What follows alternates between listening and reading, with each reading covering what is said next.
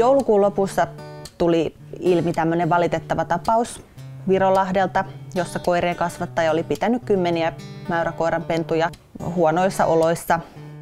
Ei tarpeeksi ruokaa eikä vettä eikä ulkoilutusta. Ja eläinsuojeluyhdistyksillä tuli sitten kauhea hoppu järjestää näille väliaikainen hoitopaikka, jonka aikana eläinlääkärin määräyksestä tarkkailtiin koiran painon nousemista, hoidettiin turkki ja hampaat, kynnet kuntoon ja että ovat sitten valmiina uusiin pysyviin koteihin.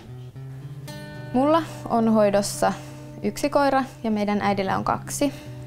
Minun hoidokin nimi on Riki ja se on vilkkain näistä kaikista. Äidin koirien nimet on Hipsu ja Nipsu. Hipsu on pienempi ja sillä on laikukas selkä. Nipsun tullessa meille huomattiin, että se aristaa kävellessä ja eläinlääkäri sitten totesi, että sillä on välilevyn kalkkeuma ja määräsi 3 viikon ehdottoman häkkilevon ja kipulääkkeitä. Tämä on ensimmäinen kertani hoitokotitoiminnassa. Kokemus on ollut positiivinen ja suosittelen lämpimästi muillekin.